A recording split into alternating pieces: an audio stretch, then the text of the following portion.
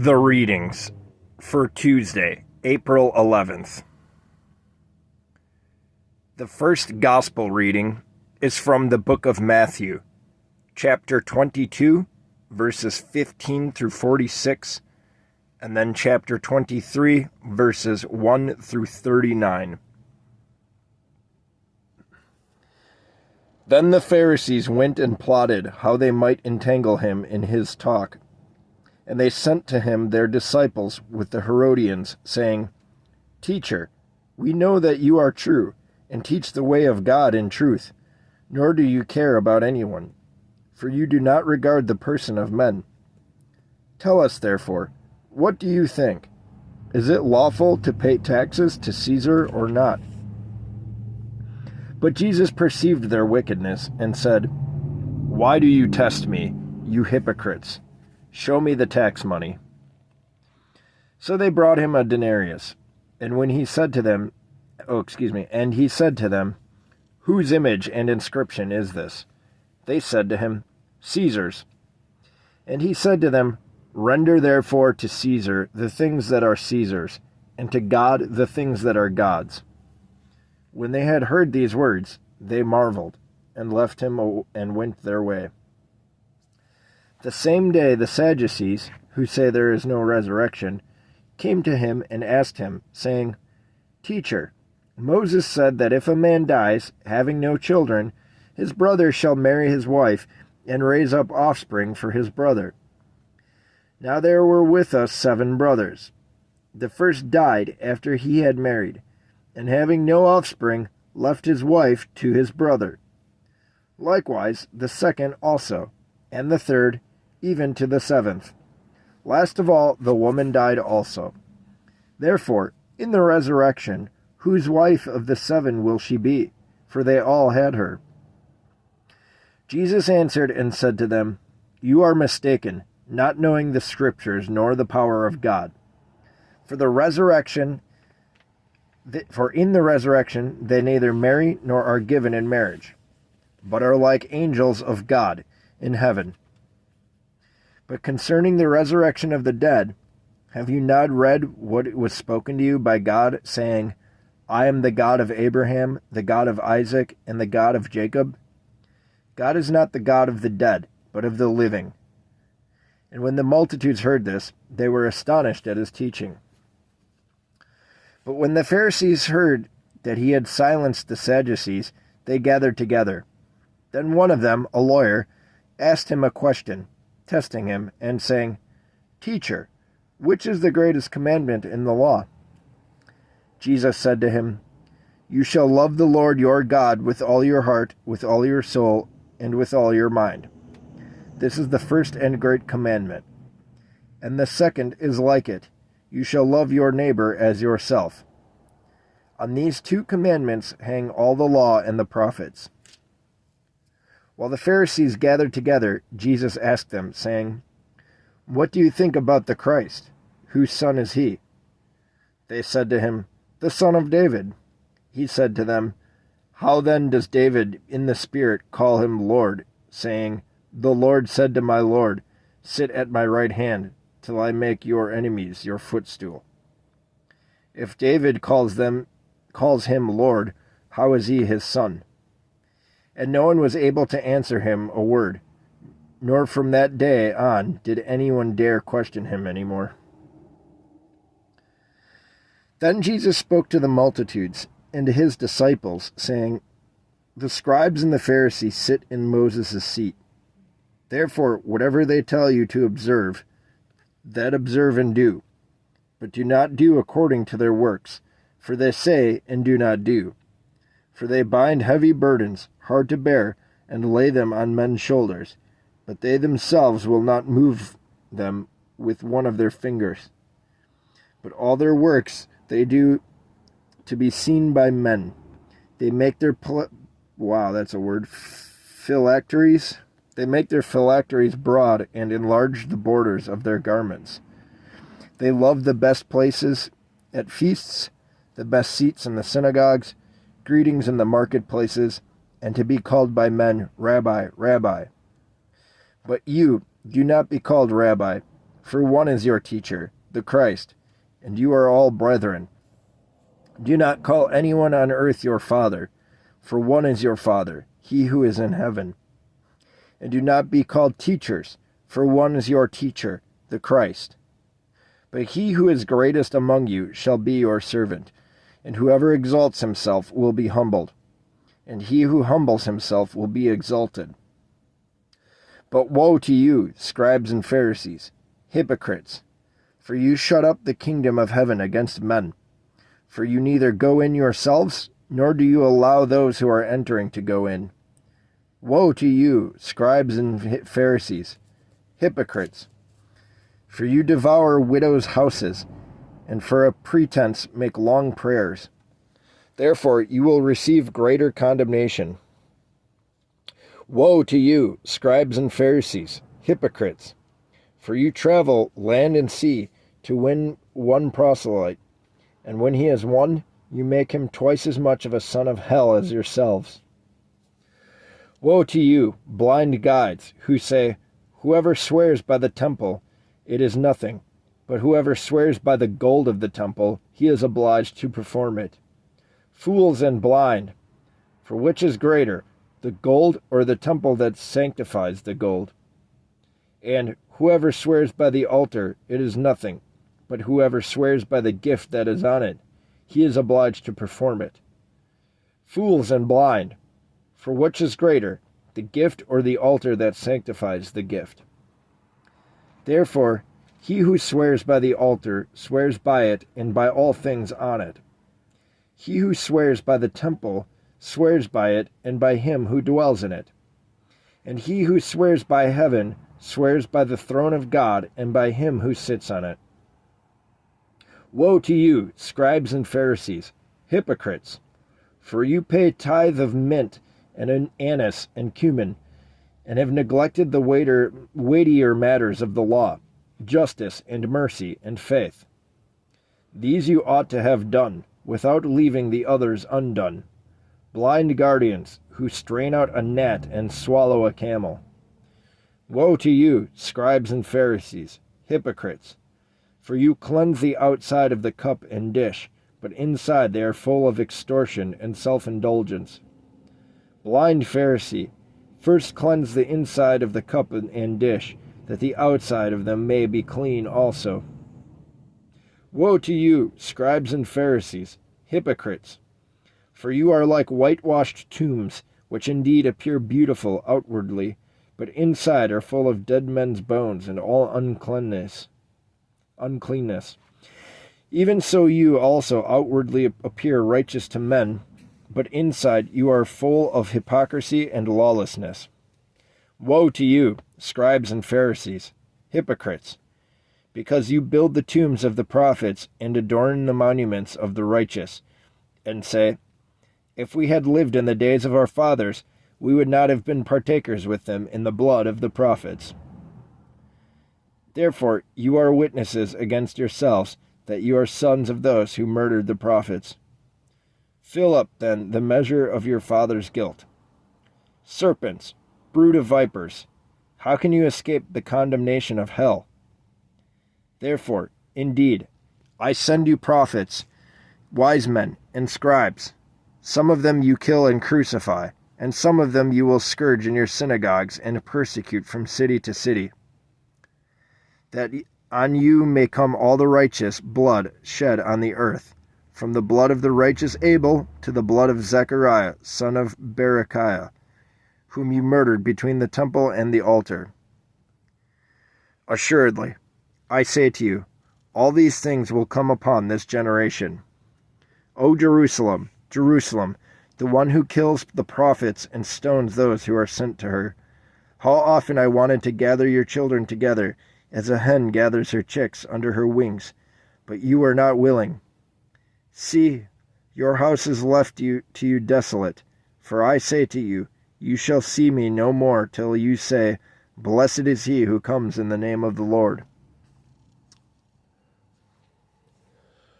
Oof! Some very condemning part of the New Testament here. for all the folks that say the New Testament's so much different than the Old, it's so much more grace-filled and loving and forgiving. Well, here you go. Yeah, let's hit some footnote. I'm imagining we've got a lot of footnotes here for this long passage.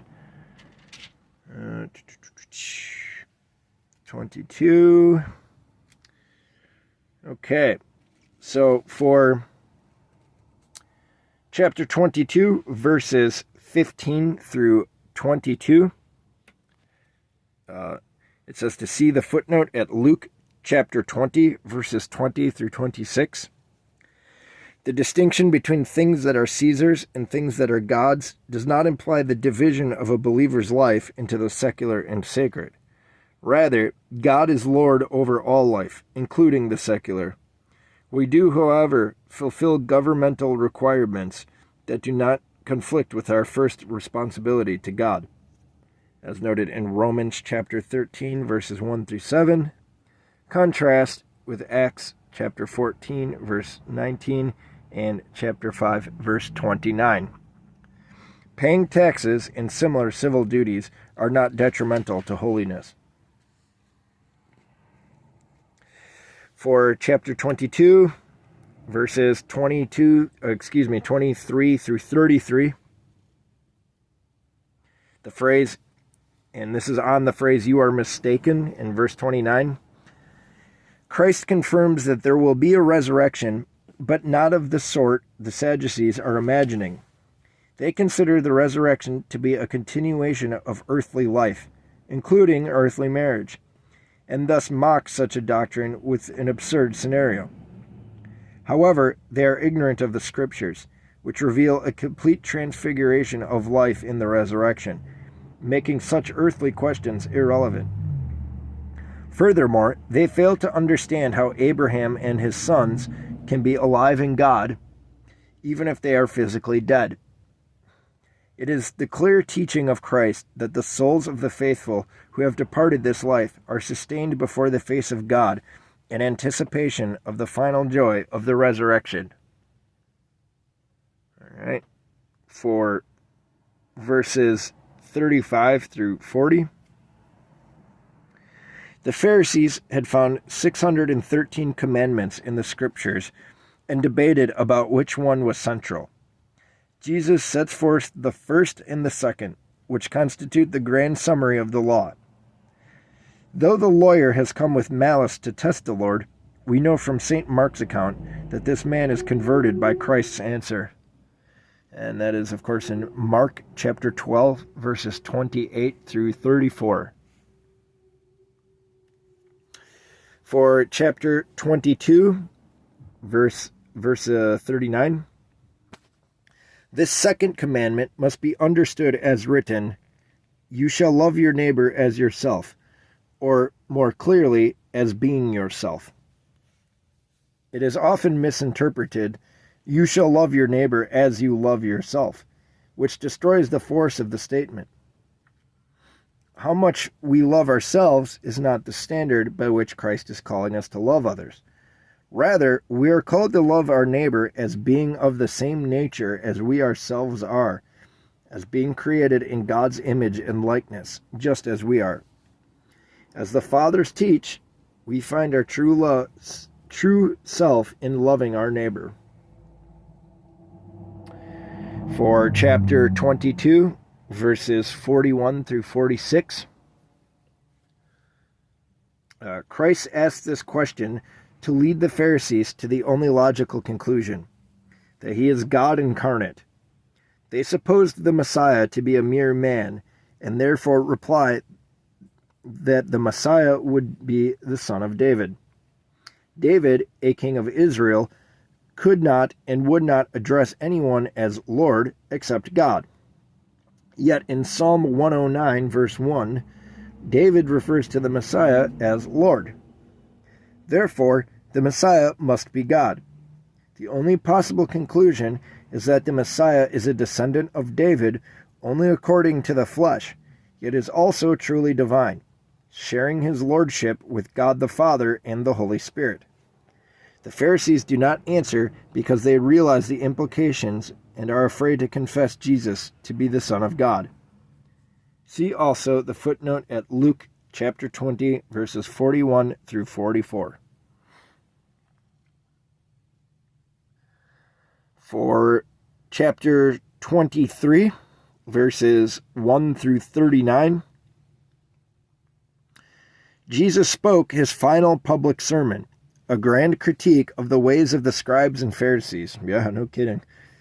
Several themes include, number 1, the Jewish leaders have God-given authority and teach God's law, but are personally ungodly and cold-hearted. Their teaching is to be honored, but they are not to be imitated, as noted in verses 2 through 7. Number 2, that God is our true Father and teacher. A teacher or father on earth is one who leads people to God. The scribes and Pharisees do the opposite, placing themselves in God's position, as noted in verses 8 through 12. Number 3, in his eightfold indictment of the scribes and Pharisees, in verses 13 through 36, Jesus charges them with inverting God's values and with being mean-spirited, judgmental, greedy, ambitious, absorbed in externals, and blindly self-righteous. While these charges were directed against the Jewish leaders of the day, every word applies equally to those in the church who behave this way. True that. For chapter 23, verses 2 and 3, to sit in Moses' seat means to hold the succession of office down from Moses himself. In the synagogue, the teacher spoke while seated as a sign of his authority. Of this authority. St. John Chrysostom notes that the scribes were depraved in thought and in heart, yet Jesus still upholds the dignity of their office. For they speak not their own words, but God's. Likewise, within the church, the clergy are to be shown respect, because they hold the apostolic office, even though they too are sinners. Furthermore, the sins of the clergy do not relieve the people from their responsibilities before God. For chapter 23, verse 5, this is the word I didn't... Phylacteries? I don't know. They are small leather pouches containing passages of scripture worn on the arm or forehead. Oh, okay, yeah, we've seen that classic image of the Jews at the Wailing Wall. All right. The idea was to keep God's law always in mind. See Exodus chapter 13, verse 9. But the Pharisees had used them as a show of false piety, making them increasingly larger and more noticeable. I'm sorry, just narrator's commentary here. That is one of the most autistic things I think I've ever heard. So, like, they're supposed to keep the scriptures in mind at all times. So their solution to that is to take actual paper copies of the scriptures and put them in a pouch and strap them directly to their head, their forehead. Like, wow, think you guys missed the whole point there of keeping it in mind, keeping it on your mind. And it's not literal. Holy crap. I never knew that that's what... Oh, they're actually strapping the actual teachings of God to their faces. Man, I could spend an hour on that. That is whatever. I'm not going to use this exercise as a means to gossip about others' faith, but wow, that is kind of missing the mark, I would think, right? In terms of keeping the scriptures on your mind. Like, wow. Just Jewish things. All right. For chapter 23, man, I can't get over that. That is wild. For chapter 23, verses 8 through 10, Christ's warning against calling hypocrites father and teacher is not an absolute prohibition against using these terms, as some teach. These terms are applied to men many times in the New Testament, all of which usages are inspired by God. Teacher is used in John chapter 3, verse 10, Acts chapter 13, verse 1, 1 Corinthians chapter 12, verse 28, Ephesians chapter 4, verse 11, and 2 Timothy chapter 1, verse 11. Father is used in Luke chapter 16, verse 24, 1 Corinthians chapter 4, verse 15, and Colossians chapter 3, verse 21. Since the very early days of the church, bishops and presbyters have been called father, not because they take the place of God, but because in their earthly care for their flocks, they lead people to God, and they exercise fatherly authority within the community. For chapter 23, verse 13, because the example of a leader can be so influential, leaders who do not love God can hinder others from finding Him as well. Thus, leaders are held to a higher standard, as noted in James chapter 3, verse 1. And for chapter 23, verses 23 through 33, these warnings are especially important to Orthodox Christians. The Church has maintained the ancient practices of tithing, as noted by the phrase, "These you ought to have done," in verse 23.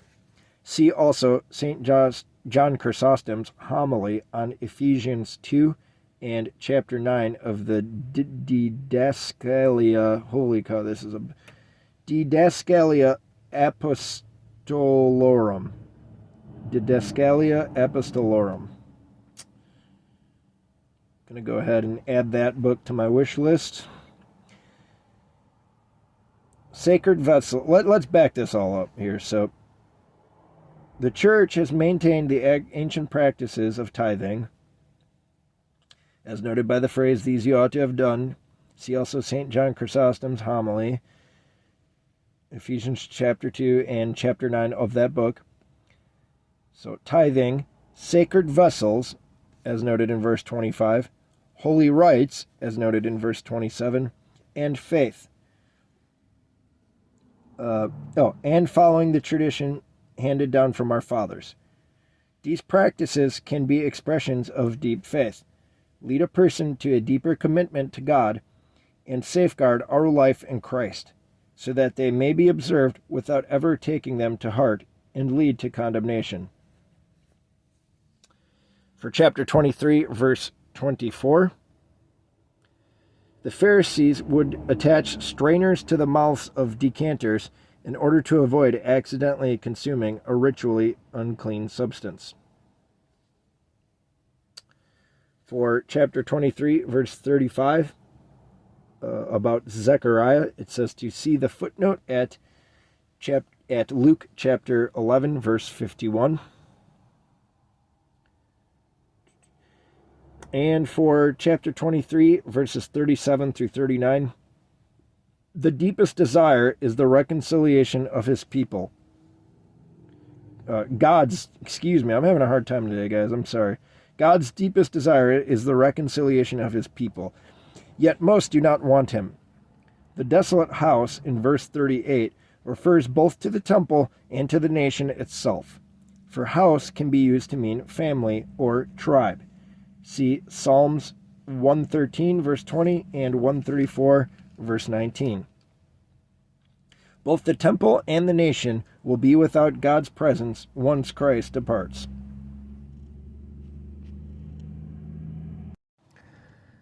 The second gospel reading is from the book of Matthew, chapter 24, verses 36 through 51, chapter 25, verses 1 through 46, basically all of chapter 25, and chapter 26, verses 1 and 2.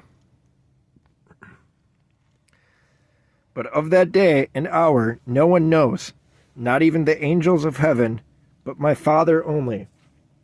But as the days of Noah were, so also will be the coming of the Son of Man.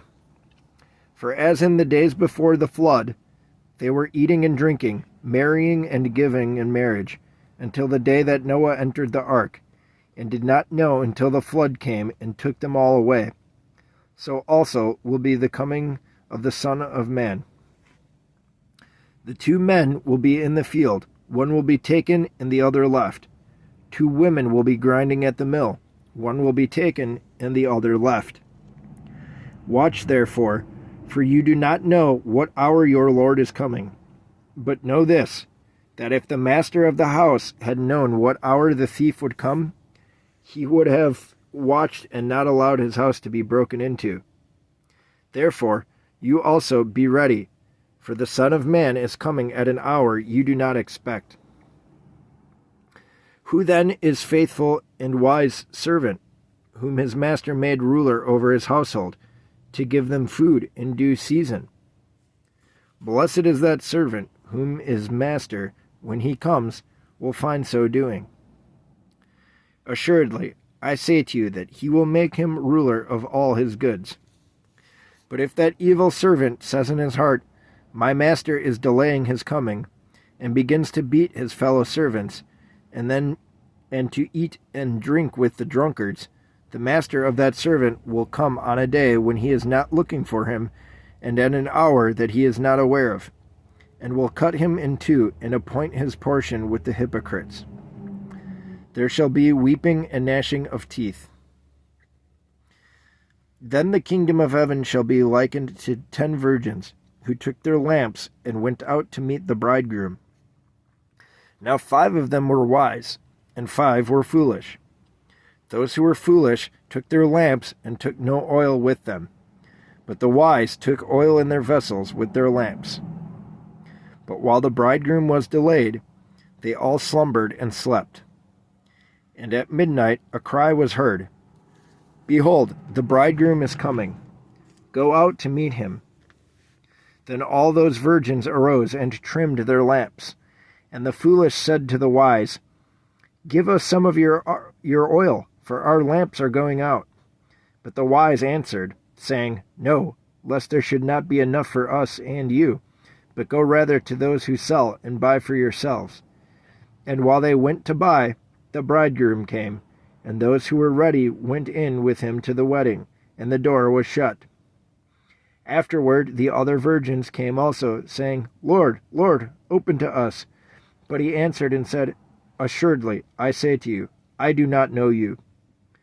Watch therefore, for you know neither the day nor the hour in which the Son of Man is coming. For the kingdom of heaven is like a man traveling to a far country, who called his own servants and delivered his goods to them. And to one he gave 5 talents, to another 2, and to another 1, to each according to his own ability, and immediately he went on a journey.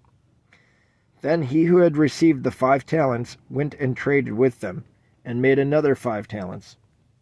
And likewise, he who had received 2 gained 2 more also. But he who had received 1 went and dug in the ground, and hid his Lord's money. After a long time the Lord of those servants came and settled accounts with them. So he who had received 5 talents came and brought 5 other talents, saying, Lord, you delivered to me 5 talents. Look, I have gained 5 more talents besides them. His Lord said to him, Well done, good and faithful servant. You were faithful over a few things. I will make you ruler over many things. Enter into the joy of your Lord.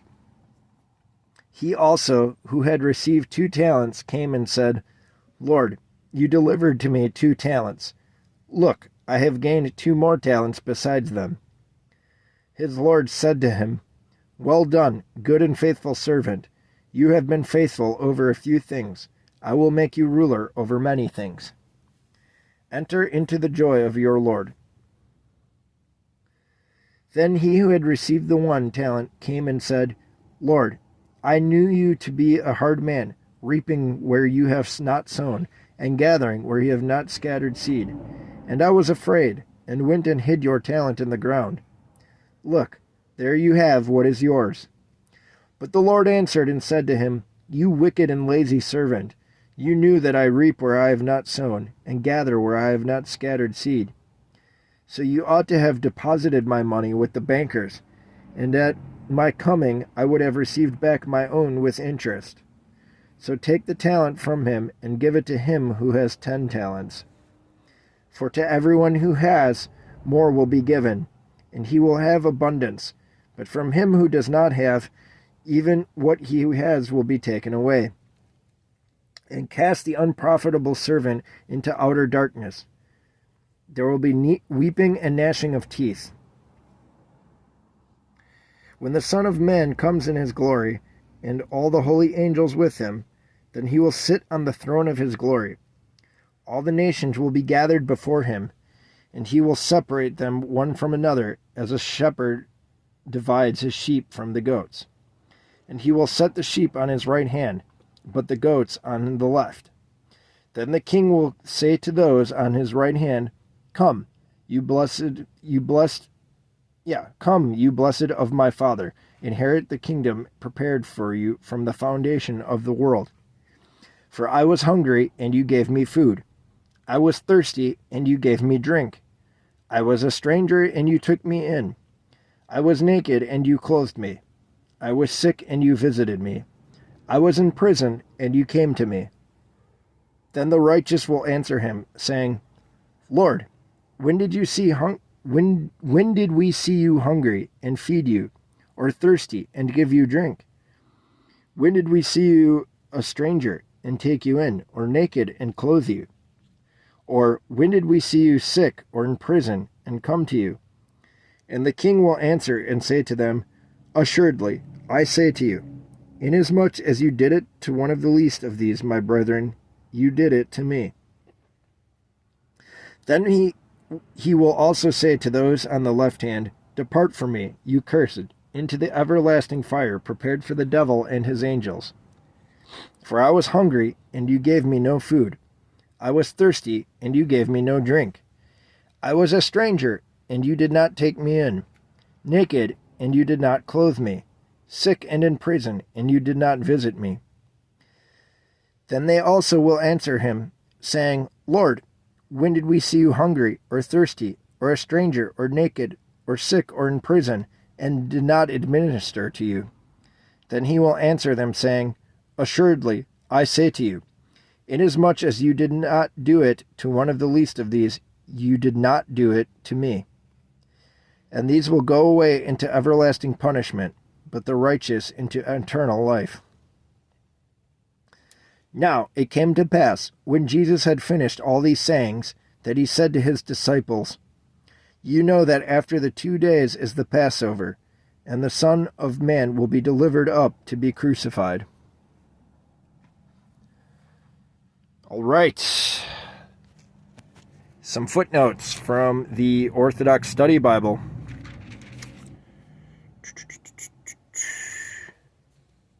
(24) Okay, so for chapter 24, verse 36, according to St. John Chrysostom, Christ tells of the angels being unaware of the exact day of his return, quote, so that men should not seek to learn what angels do not know, end quote, and to forbid them not only from learning the day, but from even inquiring about it. Looking at you, charismatic cults. According to Mark chapter 13, verse 32, and in Chrysostom's Matthew text, Jesus declares that the Son also does not know the day of his own return. Chrysostom teaches that this is not to be understood literally, but is a figure of speech, meaning that Christ, though he revealed all the signs that will accompany his return, will not reveal the exact day to anyone, and that believers should not be so brazen as to inquire of him. For chapter 24, verses 37 through 41, the second coming of Christ will entail a sudden revelation of judgment. One will be taken to heaven, and the other left for eternal condemnation. This separation of the saints from the wicked will occur at the coming of the Son of Man, as noted in verse 39, and not, as some teach today, at a certain time before his second coming. Yeah, in case y'all didn't know, anybody listening, pre-tribulation rapture theory, what was that famous book series? Taken away, swept away, or something like that. It's like, yeah, that's heresy. The rapture was invented by John Nelson Darby in the 1800s. Don't like me saying that? Consider this. Nobody, no Christian thinker, theologian, no Christian ever wrote about any pre-tribulation rapture before the 1800s until him. So, food for thought. Meditate on that if that is something you may subscribe to, anyone listening. For chapter 24, verses 42 through 44, the Lord's purpose in this discourse is not to make people experts on the end-time prophecy. Rather, it is so that they watch, as noted in verse 42, and be ready, as noted in verse 44, continuing in virtue and obeying Christ's commandments. This warning is illustrated in the parable of the returning master, which is verses 45 through 51. For chapter 25, verses 1 through 13, this parable illustrates the need for being spiritually prepared while the bridegroom, Christ, is delayed in his return, as noted in verse 5. The kingdom is often portrayed as a marriage. See chapter 22, verses 1 through 14, and footnote. Between Christ and his church. The marriage will be consummated at the end of the age when the bridegroom returns to escort his bride, the church, into the eternal wedding banquet. This parable is primarily about the virtue of charity and almsgiving, as oil and mercy have the same root in Greek. The wise virgins are those who practice charity and mercy in this life, while the foolish are those who squander God's gift on themselves. The fact that all the virgins slumbered and slept indicates death. In this world, the virtuous will die alongside the wicked. The cry at midnight indicates the second coming, when the wicked will arise with the righteous for judgment. The inability of the righteous to share their oil is not to be interpreted with the righteous for judgment. The inability of the righteous to share their oil is... I'm sorry, guys. I'm having a hard time here. Please. I can't re-record all this stuff because these readings are so long. I don't really feel like doing that, so just bear with me. Cry will rise the righteous for judgment. The inability of the righteous to share their oil is not to be interpreted as a lack of generosity. Rather, it is an illustration of, number one, the impossibility of entering heaven without one's own faith and virtue, and number two, the impossibility of changing one's state of virtue after death. See Luke chapter 16, verse 26. The themes of this parable and the one before it, which is chapter 24, verses 45 through 51, are woven together in the liturgical hymns of Holy Week, particularly in the Troparian hymn for Holy Monday, Tuesday, and Wednesday, which begins, "Behold, the bridegroom comes at midnight, and blessed is the servant whom he shall find watching."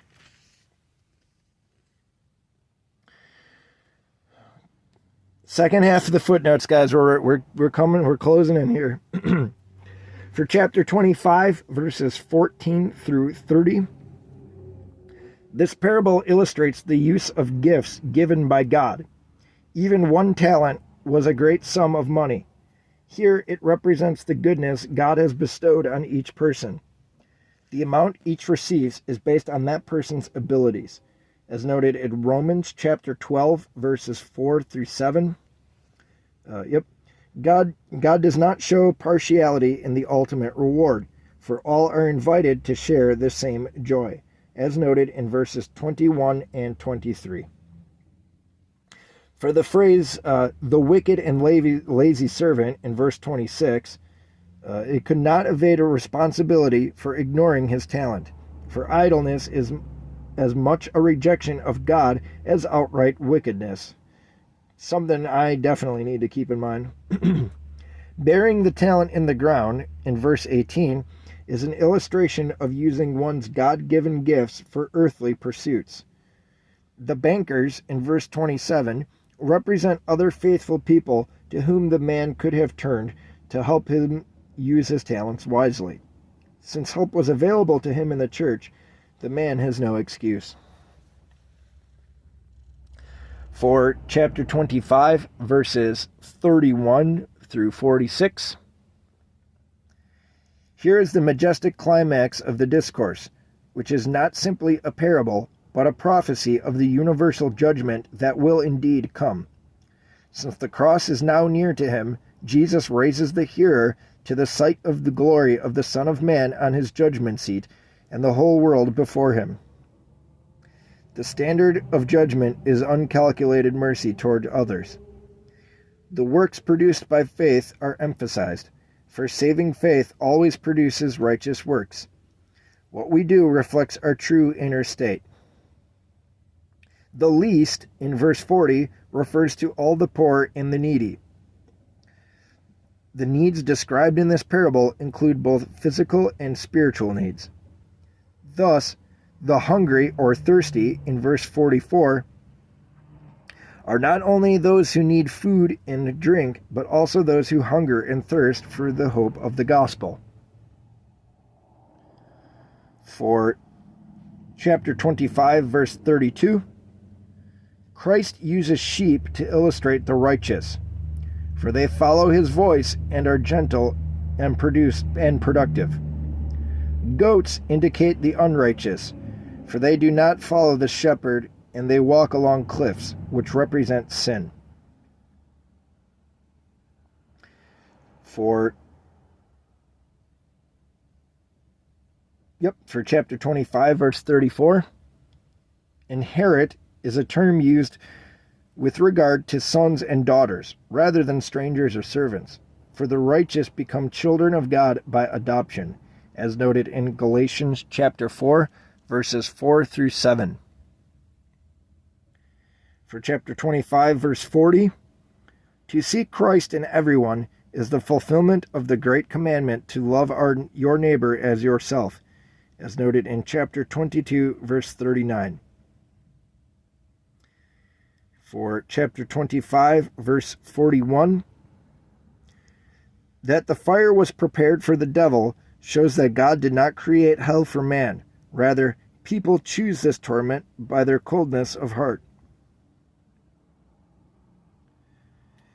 And for chapter 26, verse 2, Jesus is delivered up to his passion by his accusers, yet he goes willingly. Unless Christ had willed to go, his accusers could never have taken him. After his resurrection, many saints imitated Christ by willingly going to martyrdom. All right, everybody, that is a wrap and a half. Woo! Not going to sit here and babble.